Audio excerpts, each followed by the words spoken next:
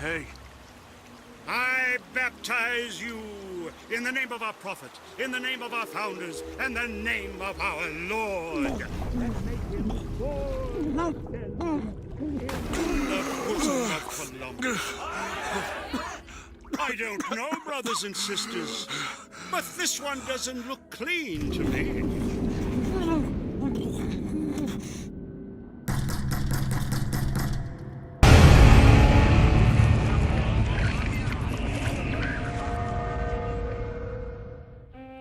The Bioshock series has always been one of my favorites. All three games in this pseudo-trilogy have had such a large, profound impact on my personal life in a way very few games ever have. In fact, I don't believe it would be any exaggeration to say that this is my favorite game series of all time. Sure, there may be some individual games I believe to be better if stacked up against any of these three individually. However, as a whole, this series is definitely my favorite. And that's not really anything that special. These games are all critically acclaimed and universally loved. Saying I adore them is like saying I think cookies are the best dessert. Not everyone will agree, but at least most people will understand where I'm coming from. However, an opinion that tends to shock people a lot more is when I say that Infinite is actually my favorite of the three. While Infinite is a good game in its own right, it's generally considered the weakest of the series, with many critical of its confusing plot and more Call of Duty-like gameplay. Even I can't exactly pinpoint why I love this game so much. I think it just has to do with the way that the aesthetic and characters and music really resonated with me during a time I really needed it. But that's a story for another day, and not what this video is about. No, you see, I got the idea for this video while I was watching a review of Bioshock Infinite by one of my favorite YouTube content creators, Boulder Punch. His video was very critical, pointing out a lot of the flaws in the game, which he called the best example of wasted potential he had ever seen. While I did agree with a lot of the things he said in this video, there was one thing that I just couldn't stop thinking about. He briefly touches on the choices that you make during Infinite, calling it the illusion of choice, a term that, specifically in gaming, is used when a game presents you with seemingly important choices that end up having little to no impact on the plot at all. A lot of games rely on these fake choice systems in order to make their stories seem more complex or impactful, when really, your choices mean nothing. The original Bioshock acted as a meta-commentary of sorts on this idea. In a way, it removed all player choice, having it be that Frank Fontaine, the secret villain of it all, had been leading you around like a dog on a chain. However, you aren't aware of this until halfway through the game. So it comes as a big twist that you had been doing what you've done in every other game you've ever played, just followed your quest. This subverts the normal video game trope of not asking questions and instead just doing. I mean, it's literally part of the story that you're just following orders. You do, however, get one real choice, the decision to rescue or harvest the little sisters. This decision is so important that it even dictates what type of ending you get. And in its sequel, this is expanded on even further, as they also give you the choice to kill or spare a number of the main area villains, ultimately leading to one of 8 different yet similar endings. However, Bioshock Infinite doesn't have anything like this at all. Sure, there are a few choices you can make, but the ending will always be the same no matter what. Boulder Punch, as well as I'm sure many other people, have confused this for the game simply trying to fool you into thinking it's deeper than it actually is. Well, maybe I shouldn't say that they're confused. In truth, I have no idea why the developers and directors of the game chose to include these non-impactful choices. It could have just been a poor attempt to be clever and act like the original. But that's one of the great things about art, isn't it? It doesn't matter what other people think, not even the creator. Anyone can draw their own conclusions and discover their own meaning from any creative work. Now, I'm just going to force you to listen to my half-baked interpretation of what these choices were meant to showcase. I mean, I really only make these videos for my own enjoyment anyway, so it's not like it really matters what I say. Regardless though, here we are. There are 4 main choices throughout the game, so I'm going to explain each one and then discuss what I think they all mean. Oh boy, what a fun English project this is turning into. Now, the first choice in the game, the Raffle Scene, the one Boulder Punch mentions in his video, is actually the one that illustrates my point the best, so I'm going to save that one for last. Your second choice appears when waking up on the beach after rescuing Elizabeth. While walking through the docks, you'll stumble upon the Lutece twins, who offer you 2 accessories. of which you can pick one for Elizabeth to wear. This is an outlier of the choices, considering it is purely cosmetic, but I believe it's there to illustrate the whole constants and variables theme the game has been building up. Soon after this comes your next decision. After walking through the arcade and attempting to purchase a ticket for the Lady Comstock airship, the man in the booth appears to be busy on the phone, so you can either wait, not so patiently, or you can pull a weapon out and threaten him. It turns out that the reason he was on the phone in the first place was because he had gotten an anonymous tip that the false shepherd would be arriving at his doorstep any minute. If you choose the peaceful option, then you're rewarded for your kind deed with a knife through the hand. But if you draw a pistol, I wasn't holding earlier, then you're stopped by this undercover agent, and either way, you have to slaughter this entire room.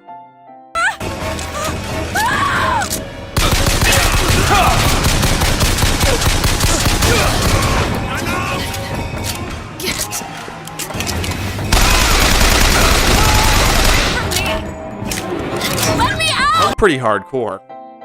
Your next choice comes during your quest to find a shot of Shock Jockey, a new vigor you'll need to progress further in the game. Unfortunately, it's all been stolen by this crazy old fool Slate. He's an old buddy of Booker's and acts as our first real look into his past as a soldier. He forces us to chase him all throughout the Hall of Heroes, raving the whole time about how he must kill his men to spare them the fate of being killed by Comstock's tin soldiers, the motorized patriots. He believes it is dishonorable to not have been killed by a real soldier, and so forces Booker to solve his problem for them. This goes on for some time until you find him beaten down at the exit to the hall. All his soldiers are dead, all his power is extinguished, and almost all of his will is gone. You grab the vigor, but before you can take a sip, you hear it. What is that? Comstock ships. He's coming for Slate. Slate then begs you to kill him. He wants to die at the hands of what he believes to be a real soldier, than to suffer the indignity of being taken prisoner by Comstock. It's really dark. The final choice, well, actually it's the first choice, but I wanted to save it till the end. Basically, you start the game and it's actually pretty peaceful. I mean, besides all of this. Ascension in the count of 5. Count of 4. No. 3, 2, 1. Ascension. Ascension. Just stay calm. 5,000 feet. 10,000 feet. 15,000 feet. You're just taking a leisurely stroll through a 1912 fair. There's games and food, a parade, and even a raffle. Oh, I wonder what the prize is. Actually, real quick, let me go on a bit of a tangent. This scene with Booker being explicitly warned not to draw number 77, and then drawing it and just being like, Number 77! Oh, what do you know? like, Booker, you know that these are the people who hires you, right? And you know that they are at least peculiar in some way, if not altogether magical. They give you a direct warning to not draw number 77, and not only do you still do the raffle, but you also have little to no reaction when you draw the very number they told you not to draw. Like, come on. There's clueless and then there's willfully stupid. Anyway, I digress. Thanks to Booker's poor rational thinking skills, we've won the raffle. Let's see what we get. Over here, he's the winner! Number 77, come and claim your prize! First throw!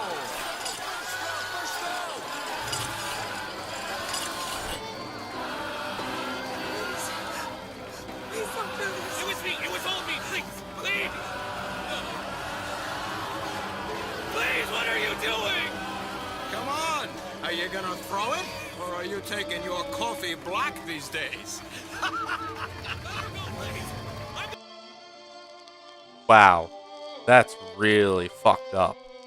Like, I've played this game dozens of times, and I'm still taken aback by just how awful the ending to that opener is. Like, the first two games don't wait a second to show you what a shit show Rapture is. But the sudden shift of your cheerful, religious, all-American town to this, it almost broke my neck with the whiplash.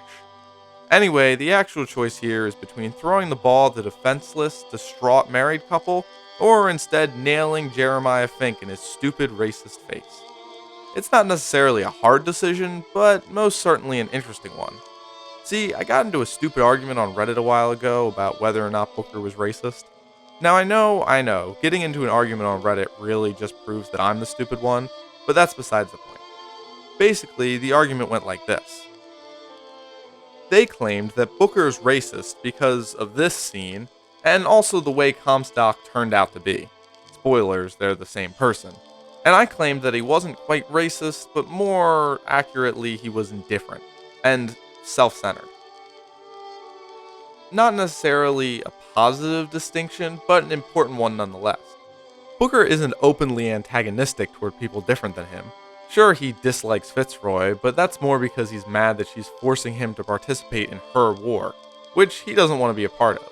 In fact, as we can see from the audio diaries of the alternate reality Booker, he doesn't regret or even begrudge the fact that he became a martyr of their revolution for equality. He even says he hopes he did right by them. He also recognizes Fink as the asshole that he is, calling him as such if you choose to throw the ball at him. Oh, looks like we've got a shy one here. We've got to do something about that. Wait. So if Booker's character isn't racist, why do we have a choice here at all? Well, that's where Booker's selfishness comes in. See, he and I know that throwing the ball at Fink will cause some huge problems. Note that every single person in the audience is on Fink's side. If the goal is to try and get through Columbia as anonymously as possible, this is not the right way to do it. So you can throw the ball at the couple and kick off this disgraceful, hate-filled fair. But at least you kept your cover, right? Choosing to throw the ball at the couple doesn't have any actively malicious intent behind it. However, it is a cowardly, selfish act, a choice to protect your own hide over that of an innocent family. And the best part is, none of it matters anyway. No matter which way you pick, you're still discovered and you still get to grind a man's face into a skyhook.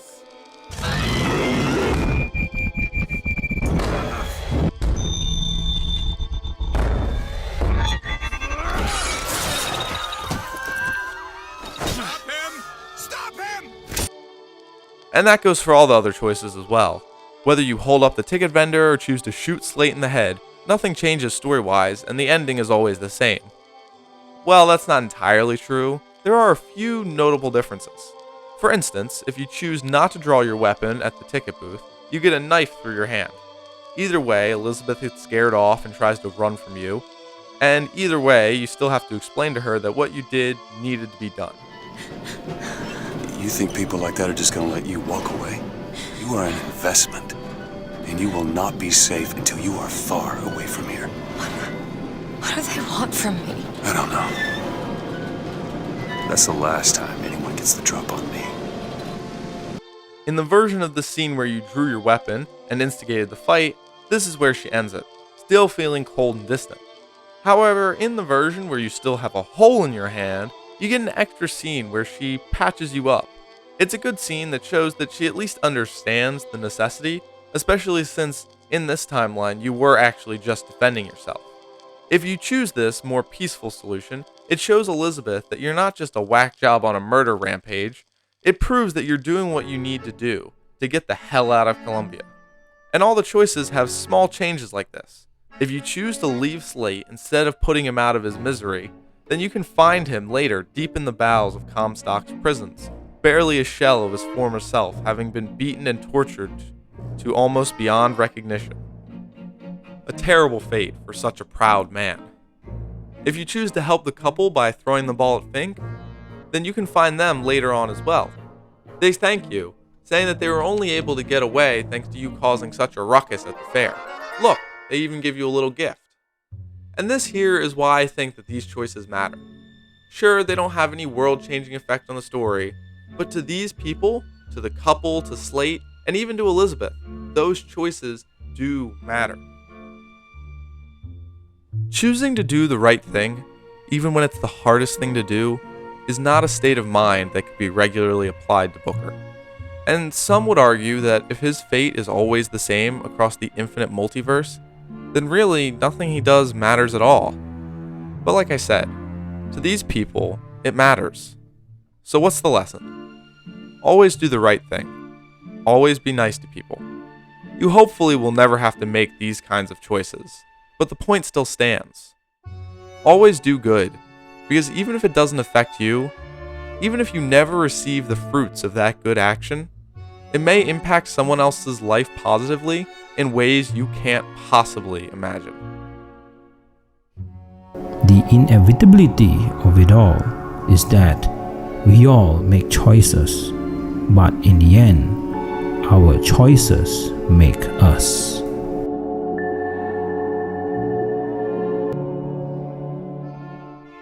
Well, there's another video in the books, and one I actually had quite a lot of fun making.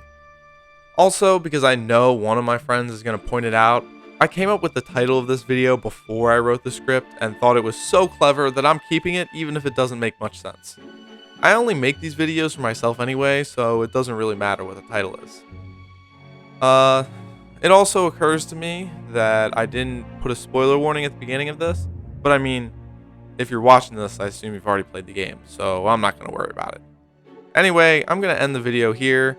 It's already too long for me to want to watch through it again. I hope you enjoyed it, and I'll catch you next time, bro chochos.